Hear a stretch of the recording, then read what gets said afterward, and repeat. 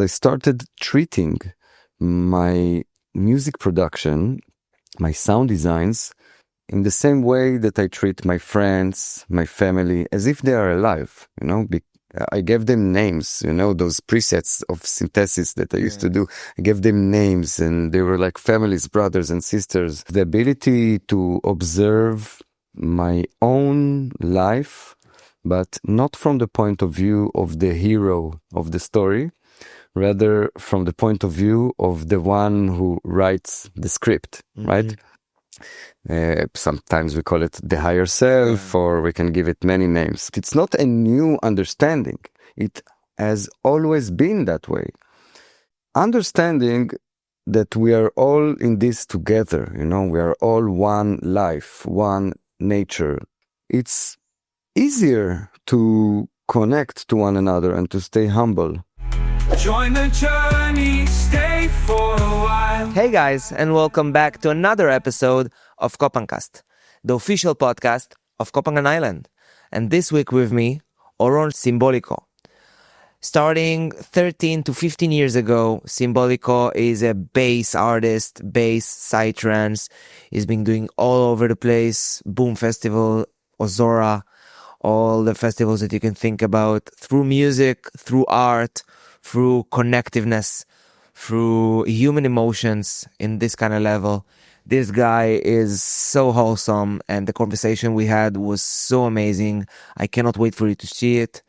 Guys, before we start the conversation, we have a movement here. Subscribe to the channel, like this video, share it with your friends, write in the comment section what you thought about this conversation, and let's get into it. KohPhanCast. Enjoy the episode, guys. Oron, I want to thank you so much for being here with me. Those were special couple days for me. You being here and a lot of big things are happening. So I want to thank you for being part of the last few days. There is something to you. Something about your energy is wholesome, is secure of itself. It's assuring. It's just, I don't know what it is, but whenever someone comes and have this kind of energy, it feels like we are coming from the same place. When someone spends some time discovering themselves, you can see them also being able to dive into others in the same kind of way. So thank you for sharing the perspective, and thank you for everything that you've done for the music community, for the bass community, for the Hummus community, which we're going to talk about everything. And for the people out there that does not know you, you want to give me like 30, 40 seconds? Yes. So first of all, thank you for having me as well. It's an honor to be here in your house, your studio, in this island. So my name is Ron. I'm also known as Symbolico, my musical project. It's a modern, psychedelic, down-tempo bass, Psytrance. I'm not sure yet, but it's modern, psychedelic, electronic music, basically. I've been working with this project around, I think, 13 years already. Yeah, that's the basics. Pretty much it, huh? Yeah. 13 years diving into music. And of course, there are a lot of layers to it, but let's start from the get-go. What made you even jump into music? Like, what was your introduction 13 years ago to music? So my introduction to music, and particularly electronic music, was way before the vision of Symbolico came into being. It happened to me when I was only 12 years old. We're talking 1997, 1998. I got introduced to Psytrance music when it was very new, very underground and unknown. I'm speaking so much unknown. Infected Mushroom were unknown. Yeah. They had maybe one album. They just got the second album, Classical Mushroom, out. I would give people a listen of Infected Mushroom and they would tell you, who are they? The sounds like the arts. Yeah. What is this? Little did we know what was about to happen in our world, in the electronic music scene. So this was when I got introduced by my neighbor, who was my older brother's good friend. They were about the same age.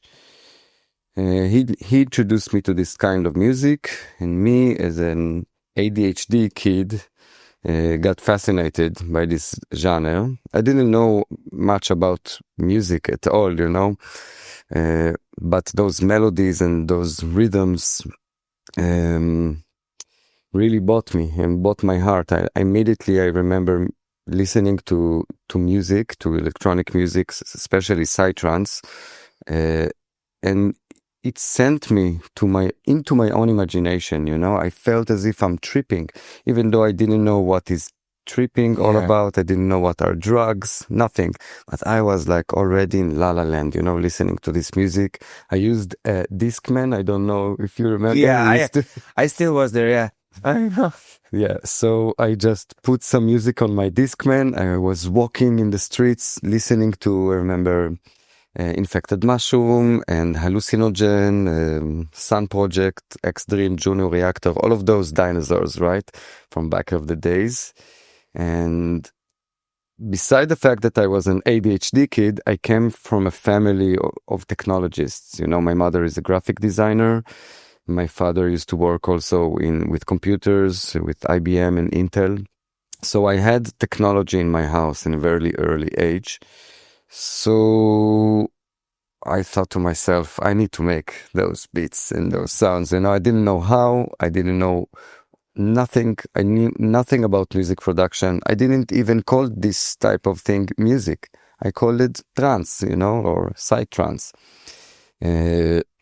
So yeah, I started like that with a DOS program called Impulse Tracker, very old one. And this is how I started, basically. And I found a secret area in Infected Mushrooms webpage. By the way, internet was rare back in the days, right? But they already had a webpage, and they had a secret area, which in that area you could find some photos from their studio and some files that you can execute inside Impulse Tracker. So they used to work with Impulse Tracker back in the days, even before Infected Mushroom, in their early projects. So I had something to begin with, so I had some projects to function, to put inside my own computer and see how they did what they did and learn from that, This is how I started. And basically from there, there was a moment, I remember me listening to the first track I ever listened to. And I'm sure with your case, it's the same. You had this one track, not even specific, but just the rhythm that connected you to the source of where creation is coming from. And do you remember the moment you told yourself, okay, this is it. This is what I want to do. This is my passion. And this is probably what I'm going to pursue for the rest of my life. Yeah. So despite the fact that I got introduced to Psytrance in that particular day in which I told now, it took a few years until I decided I want to take it to be more than a hobby in my life. Okay, so back in the days I used to do music or electronic music as a hobby, and growing up I actually practiced martial arts, particularly capoeira. I learned everything about Brazilian culture, I was sure I'm going to be a capoeira master, and it was, I think, 2007. Then I flew to Brazil just to deepen my root in the capoeira land, of Brazil. And I was sure that this is what I'm going to do there, but the opposite happened. I actually found myself more into the music, more into the festivals, experimenting with psychedelic, psychoactive drugs for the first time and having a psychedelic experience, and returning from Brazil back to Israel. This is where I've decided that now I want to focus on that, on music, on making people happy and open their mind and open their heart through music. So then from 2007 till 2010, around 3 years, this was the time when I practiced more professional programs and studio, and I actually understood what is a studio. Before that I was just doing things. Twist knobs. Yeah, I was working intuitively. And after that, I learned more about music production and the whole basic of it. And the vision of Symbolico began to develop and really formulate around 2010, 2011. And how do you find yourself when you're starting, like you say, like Juno Reactor, Extreme, Union Jack, all those kind of vibe?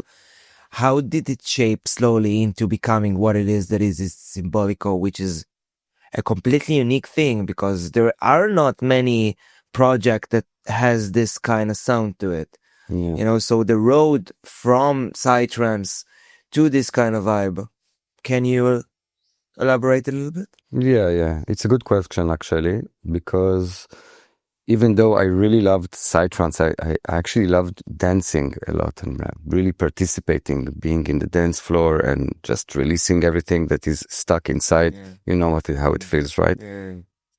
But trying to do the Psytrance the way I wanted, it always sounded a bit bizarre and not exactly.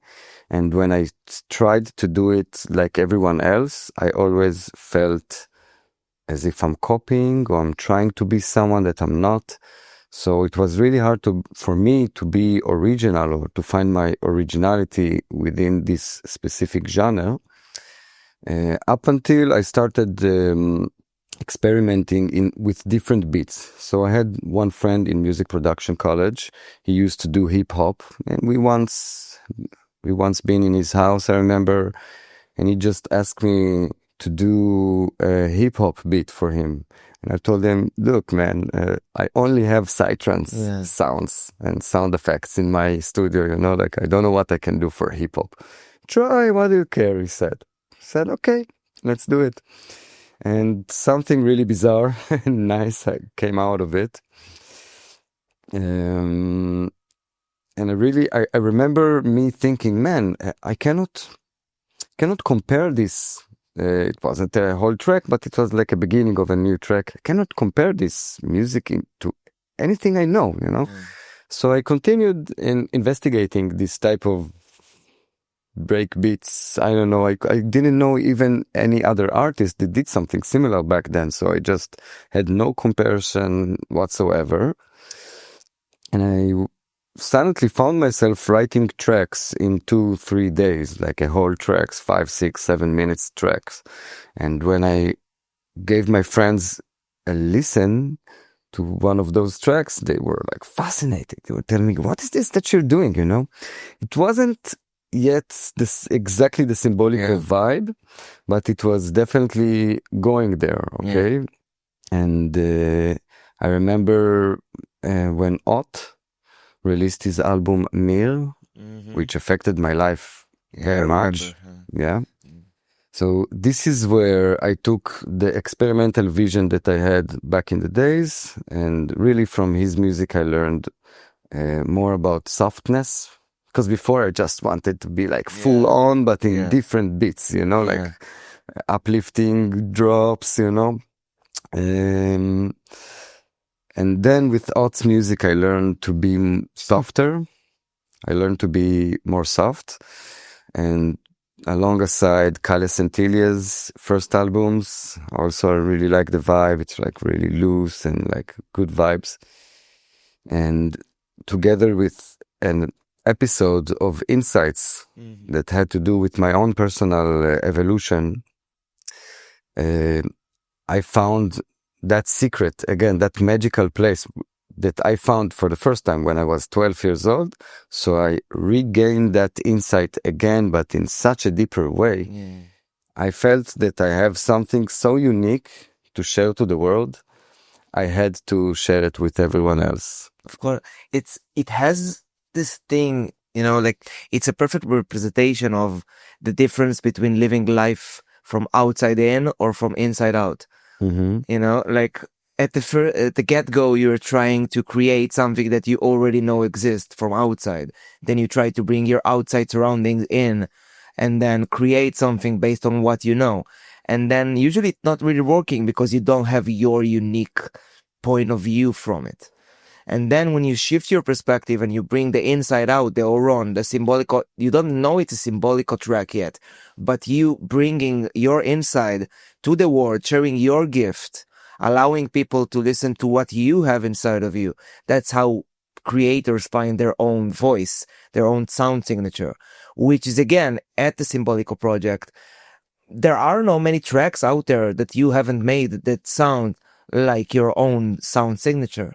And like, when was the first time you felt like, okay, it's shaping to the thing that I am?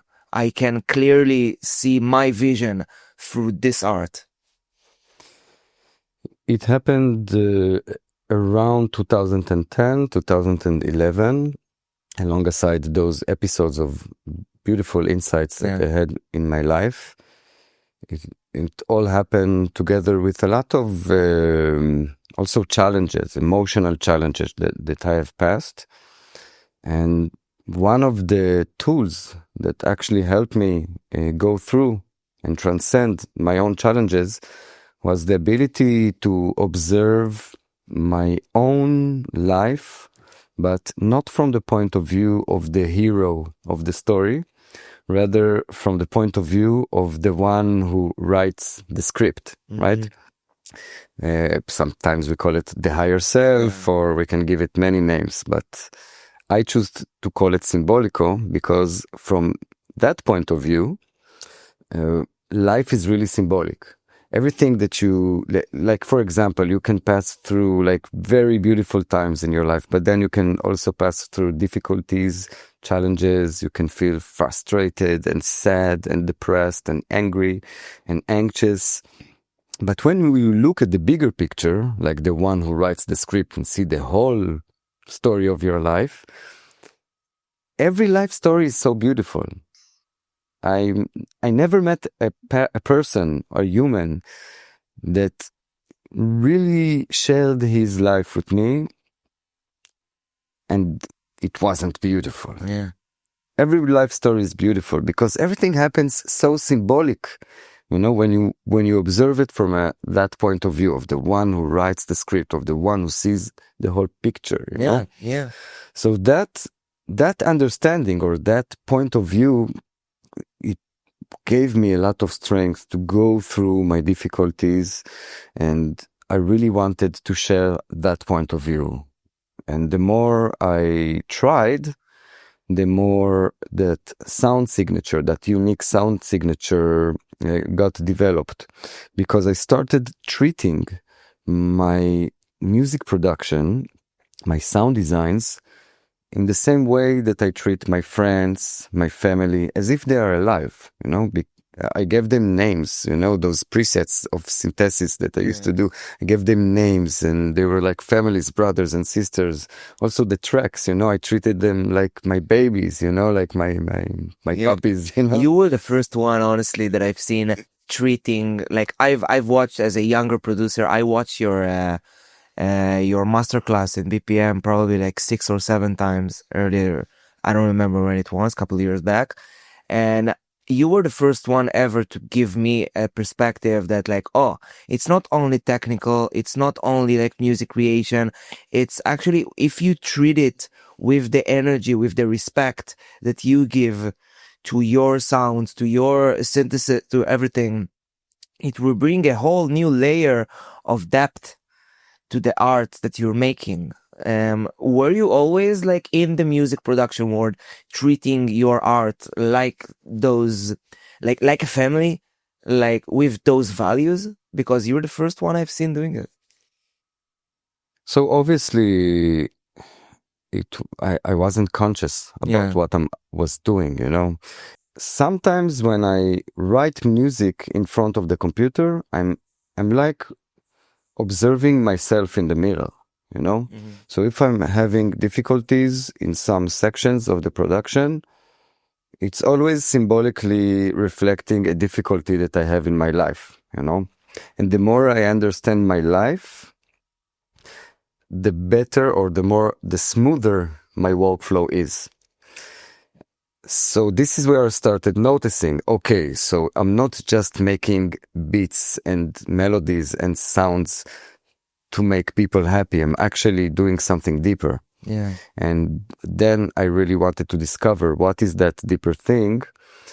And that was when I really started to notice that the more my worldview is shaping and refining, getting refined, the more unique of a sound signature I get. Because it feels like when you treat it like you're curating an experience, or you're playing with energies, like, as a person that, like, you came here to play an ecstatic dance set, which is, I think, the greatest way to show people music and allow people to experience in your navigations, because it's not only like a Psytrance set or a bass set or whatever. You're going through the whole experience. So, like, you can curate a set, you can also curate a track. So do you have this visualization kind of vibe when you're going into a track? Do you see it based on the story, where it's going, where it's coming from? Like, do you have a road map that you had in your brain when you're producing music? Or do you let it just... It's a tough question, because there are two kinds of energies that motivates me to write music. One is more passionate, so it's more like groovy, passionate, something simple and happy. Yeah. The other is more deep and emotional. Yeah. Two different motivations, and usually also the way I'm getting into the studio and writing the music, or even before developing the idea in my mind and in my heart, is different depending on those two vibes.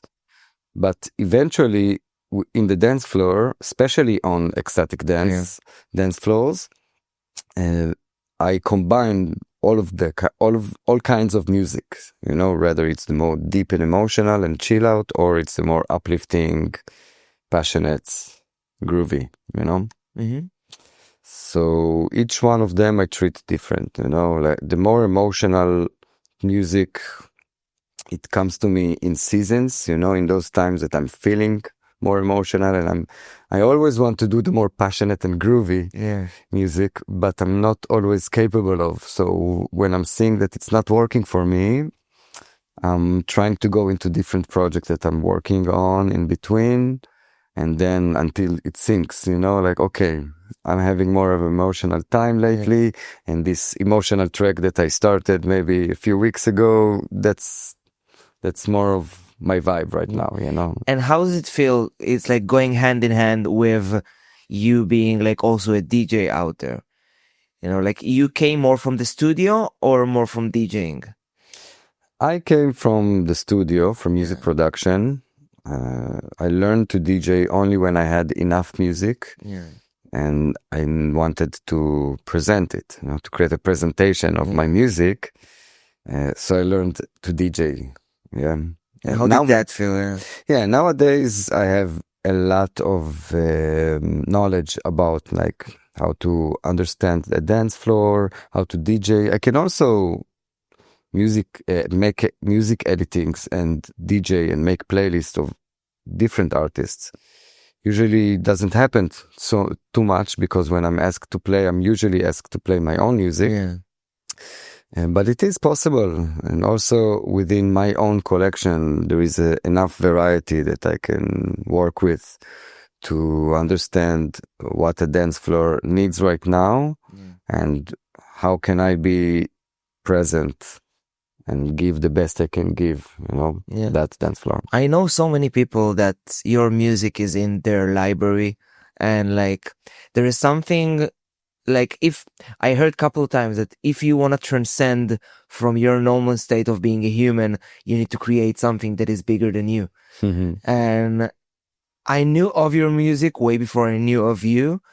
And first of all, it resembles, the person and the energy and the music. They are so interconnected, which is like, it makes so much sense that this is the kind of music and this is the vibe that you are bringing now, knowing of you.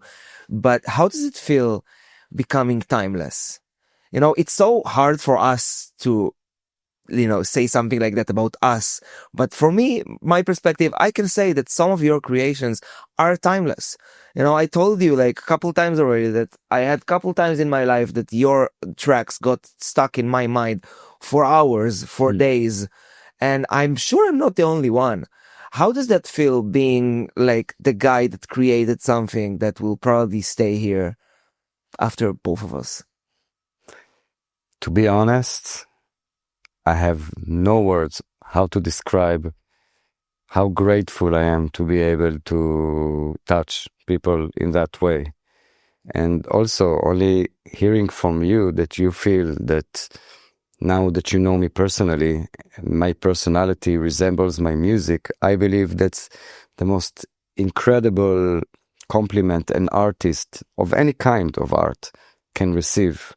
Because really deeply in my heart, I believe that the whole meaning of art is to be able to express outwardly our uniqueness, our inner uniqueness, our authenticity, right? Yeah.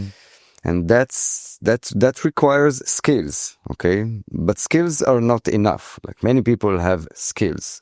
But if you take your skills, or something you have very good skills, and you connect those skills with your own unique way of living, that by itself, it's a beautiful gift to the world.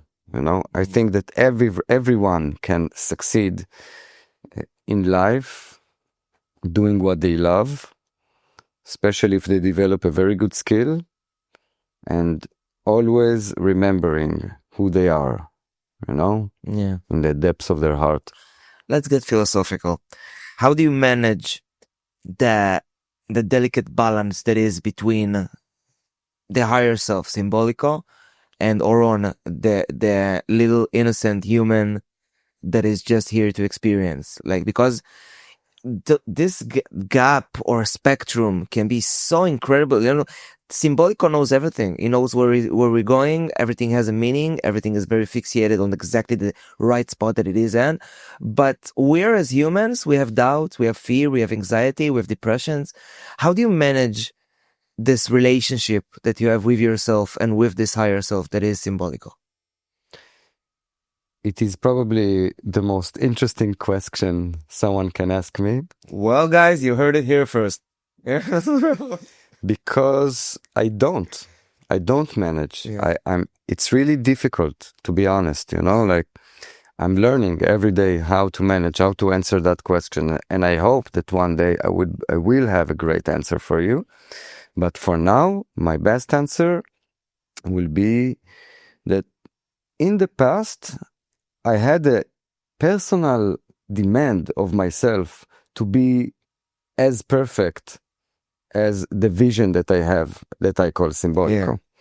And it's impossible, you know. I thought that one day, the more I will do what I love, I will get enlightened, and I will not suffer anymore, and I will help other people stop suffering at all, you know.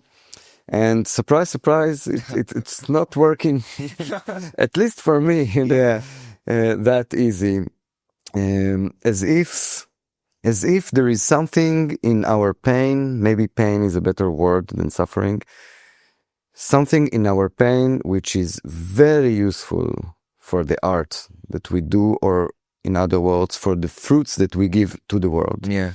So I stopped wishing for a utopic lifestyle. I stopped pretending that one day all of the problems will be solved. Mm-hmm. The opposite. I have only one wish for myself and anyone else included. I don't wish for us to get to that ideal, perfect human being that we can be. Yeah. Without any problems, without any pains, It doesn't exist. But what I do wish for us is to remember in those days that we suffer, that we are anxious, that we are frustrated, angry, that we will remember that when we are having those emotions, we are beautiful. Yeah. And we are doing a beautiful act, not knowing, unknowingly. We're doing a beautiful act, like poets, you know? We are unknowingly poets, Alan Watts used to say. Yeah. And I wish that we just remember that, or there will be some sort of observation in our back of our mind that will see ourselves while we suffer, while we are in pain, and we'll say, wow, bravo, what an act. So beautiful, So this is what I wish for, It's so human of us to have this thought that like, yeah, I'm not gonna suffer an enlightenment and this and that. And like, but the more I have more and more experience in this reality, I think that the ones that can help others with their suffering are not the ones that does not suffer, but the ones that know their relationship with suffering. So at some point, like, you don't need to solve suffering in order to help others with theirs. You need to get used to suffering. You need to start love this aspect, because when we try to deflect things that happens inside of us, when we try to fight the ego, fight anxiety, fight depression, we are fighting alarms that are turning up in ourselves. And when I try to fight myself, who am I trying to win over? Myself. So I'm gonna lose either way. I think what we need more is a little bit more like to hug this part in ourselves, to be able to let it just flow out, to just something about society got us thinking that we need to suppress, that we need to deflect, that we need to keep the real things that we have in ourselves on the back end of the drawer. And I think it's kind of gone already, because 2024, 2025 is the year of change. It's the year of allowing ourselves to actually feel the things that we want to feel, and to be real with ourselves and with our loved ones. Because if we're not going to allow ourselves to be vulnerable and authentic and present, how can we expect someone to understand what we're going through? I'm totally in agreement with you. Yeah. And which gets me back to that.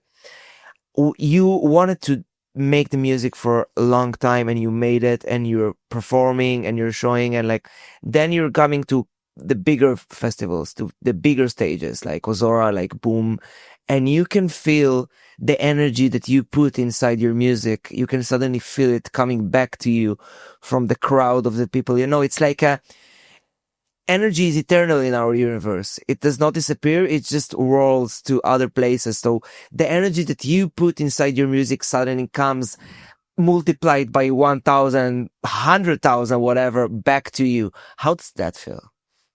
It feels great. Sometimes it can be even a bit overwhelming,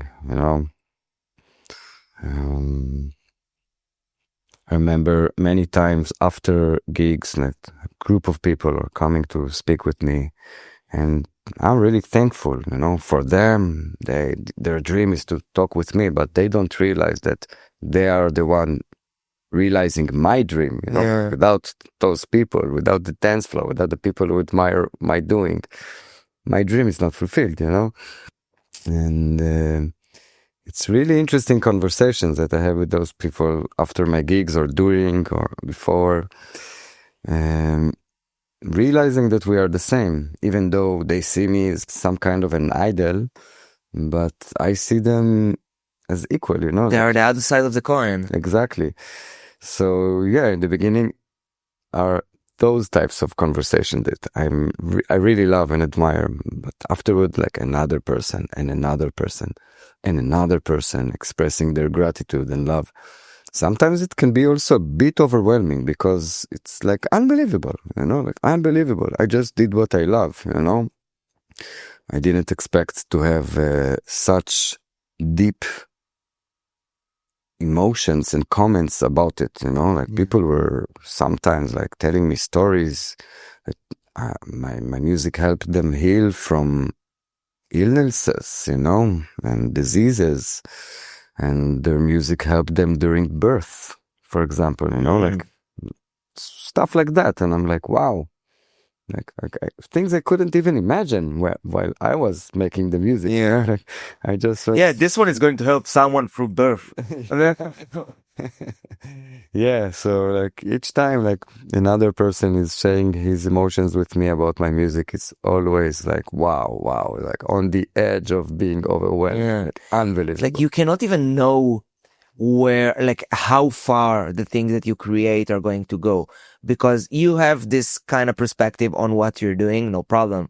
But someone else can look at it entirely differently, and it can mean the world to them. So if there's a message that we can take from this one is like, when you do something, just do it for the sake of doing it, and whatever meaning anyone else is going to take from it, it's kind of theirs. And it like, the one that is helping them heal through your music at the end of the day is them. They allow themselves to open up through your music, to allow themselves to heal themselves, Exactly. which makes them exactly as valuable for this coin that we're talking about, like you, like me, like us, no matter what we are doing.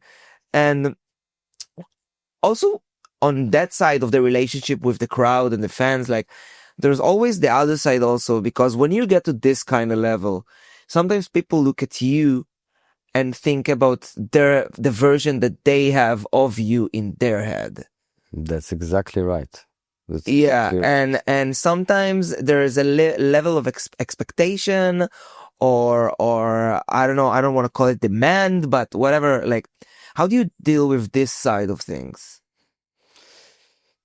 So part of the episode of insights that I had that led me to develop the vision of Symbolico from the first place was the realization that we are one entity, you know? Each one of us is a different activity. It's a unique activity of the same entity, which we all call life. You know, we are all living, right?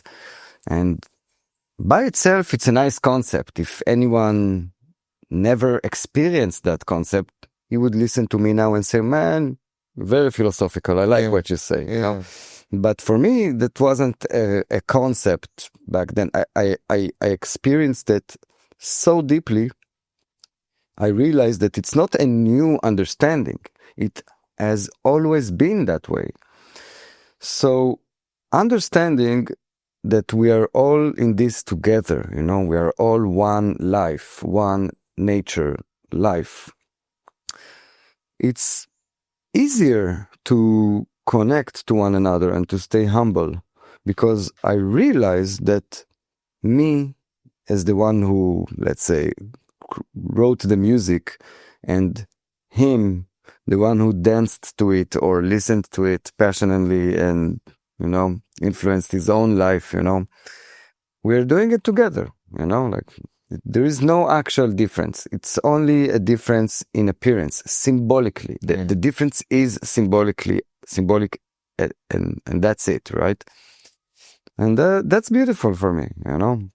And this helps me also to stay humble in my life, not because we need to stay humble, because sometimes people say you need to be humble. Why do we need to stay humble? Yeah. It's not that we need to, it's that you cannot not be humble when you realize that you and the rest is one entity. Absolutely. It's exactly that. And like, I think that this, like, acting that we do as humans, that like, yeah, you need to stay humble in this. I think we're just so afraid of how actually powerful we are inside. And we are so afraid that like, we're kind of wasting time being these regular human beings and having our like regular jobs and doing things. Like, if we all just surrender to the enormous force of the universe and just let ourselves completely fall into whatever it is that it means to be a human, like in full spectrum of whatever it is, like life will just be so much better for all of us. And we just keep ourselves in those windows of comfort zone-ness, if I can say it like that, which is kind of, I don't know if it's a way of someone putting us in cages. I don't want to get into that, but it's just the moment you adapt and the moment you connect to the source of energy that the universe is able to just provide for you. And I know you mean what I'm talking. You understand what I'm talking about. The moment you connect to this kind of force, life seems like everything is happened for you. Nothing is coming against you. You will never have any challenge that you will not be able to go through because life happens for you. So why would life bring something on me that I cannot handle? So for the moment you change your perspective and you're like, oh, what is this challenge? How can I grow up from this? How can this make me better? How can this encounter with the person I had that I didn't like is going to make me better? We can stay humble, but in a way that like not to suppress who we really are or not to not show others that there's nothing wrong with being there for yourself. There is nothing wrong with putting out like, yeah, I'm fucking awesome. I know what I'm doing. I love what I'm doing. I'm doing it with my good heart, with good intentions. I don't want anyone to be hurt. So why wouldn't I celebrate being myself? Yeah. Like, I wish it was the anthem of being a human being. Just accept yourself. Allow yourself to just be yourself. Let life navigate you, like that. Your ego is a very good worker, but a very bad master. Mm-hmm. And the moment you can see those reminders inside yourself that tells you like, oh, I need to go there, I need to go. The more you listen to it, the better you get at it. Do you feel like, even separately from the music, as you're in your life as a human being, do you remember the time you started actually listening to yourself, navigating those feelings that come out of you, like understanding that your guts has something to them? I remember when it started.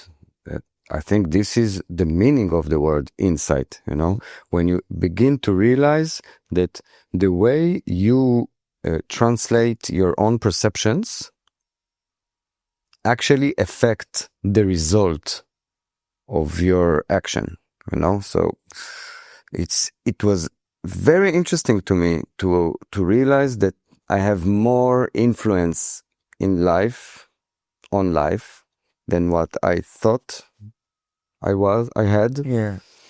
I used to think that I'm just a creature, like walking in the world. And with time, or actually with evolution, I began to experience more the world is happening within me, or my unique perspective of the world is happening within me,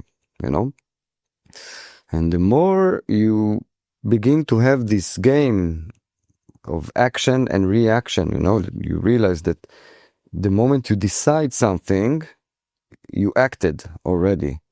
And it's like a game, it's like a checkmate game between you and everything else that is not you, the rest, the world, the life, So the moment that you make a move, usually in that kind of game, the other side, the player that you're playing against, is making a move depending on the move that you made, right? Yeah. So there is a connection. So like an ecosystem of energy, yeah. So I started realizing this, that I'm making a certain move in my life and there is an effect, a specific effect relating to my move. So obviously there is a connection, right? There is a connection in that point of view. So the more I did that, I realized the true meaning of freedom, that, freedom, when we think about it, it's when you choose to, like you said, to understand that things is happening for me. But part of being free is also being able to choose that things are going against you. That it's part of being free, and there is nothing wrong with that, Only when things appearing as they are going against my will, and I believe that there is something wrong with that, this is where I suffer. Exactly. Yes. But things are going towards me or against me. It's simply a judgment. I don't know what is good or bad. Yeah. Good or bad are not things that exist in the real world. Yeah. These are personal judgments. What is good for me maybe is not good for my competitor. It's also when it's getting subjective. then suddenly good and bad appear again. Because that's the reason reality exists, because in the grand scheme of things and the original source of creation, there is no duality in there. There's only what it is, pure golden bliss of love and vibrations or whatever it is. And I think we are coming here just to be able to experience this duality, suffering, all this kind of emotions, because it doesn't exist in the source. We come here, we explore ourselves, through others. We are able to bring more information back to the source, because every energy has like the exact same opposite source of energy to it. So no matter what kind of energy we produce here, be like negative energy sometimes, depression, anxiety, suffering, sadness, it has the opposite, the other side of the coin somewhere in the universe. So whenever something here happens that it involves suffering, depression, anxiety, the same exact energy on the other side is being created over there at the source, as I see it, with bliss, with love, with appreciation, with empathy. So there is no tree that can go to heaven if the roots doesn't go to hell. Exactly. So when you know that everything that you do is also producing the exact other side, how can life be anything less than perfect? Exactly. Yeah. Like embracing the duality is what makes you feel that life is perfect. Yeah. Just understanding that the focus shouldn't be on whether I feel good or bad. The focus should be on how good am I surfing the waves of life and the waves of my heart and my soul. And as long as I remember that this too shall pass. And when I'm on the top, I'm definitely going to get back to the bottom. And when I'm on the bottom, yay for me, because I'm going to go back to the top, because that's the natural progression of life. And because we don't have a lot of time, I'm going to say that from the short time that I've met you and I got to see the being, like it feels like you're doing one thing, it's like you're doing everything. You have the same exact emotion coming out in everything, through your music, through your life-to-life basis with humans, through the hummus that we'll talk a little bit about. Like everything seems like it's all surrounding around love, about hospitality, about connection. And what is the next step? Like, how many more ways do you have to portray this kind of vibe that is like this fulfillment, this bliss, this, how many more gifts are you going to give us, and how are they going to look? I don't know, Yeah. to be honest. Like, as you mentioned, beside music, I also love making food, particularly hummus. I'm well known as a hummus lover and a maker. We got to try it. It was fucking beautiful. And there are more ways for me to express creative force and love. But I think that truly my deepest wish is to find the common language between all of those branches, because I really believe that life is like a tree, rather if it's my individual life or life as a whole. The tree trunk is where I'm looking from, my point of view. Yes. The roots are my values. They are like underneath the ground. And the branches are those interests that I have in my life. So one of them is music, other one is hummus, another one will be my home, other one will be my mobility, other one will be my business, my family, my friends, my romance. All of those are interests. All of those are connections from the heart to the heart, in a form of fruits, right, that we give to the world. So I can focus on one branch at a time, but really my deepest wish is to always see the connection between all of those branches. So the more I make music, the better the hummus will be. Yeah, exactly. And the better friendship I will have with people, and the better home, more convenient home I will have, better mobility I will have, better business my business will function more accurately, more refined, right?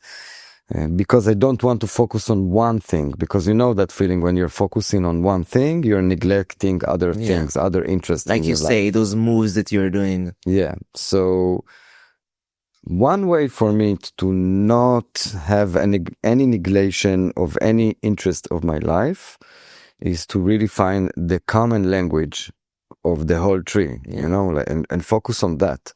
That way it helps me deal with perfectionism and like the need for things to happen in a certain way. I still have those needs to be like humans. Yeah. But yeah, I think this is my main focus, like to find the common ground, the common language of all of my interests. Yeah, this answer is making me super happy, because the one thing that is connecting between all the branches that you talk about is the fact that they're all your branches.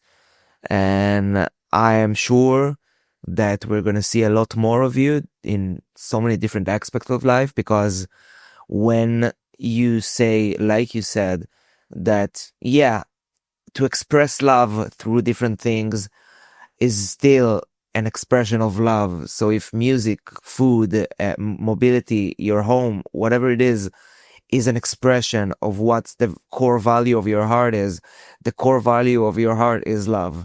And as long as this is the root, it cannot bring any fruits other than love. You know, because it is what it is. And I want to thank you so much for this one, bro. It was short, but I'm so glad we got to do it. I'm so happy I got to meet you, and I'm so happy to call you my friend, man. I'm sure we're going to do a lot more good things together. Yeah. And thank you so much for this, bro. Thank you too, man. And wait for part 2. Yeah, it is coming. It is coming. We have a lot more. KohPhanCast, guys. Join the journey, stay for a while.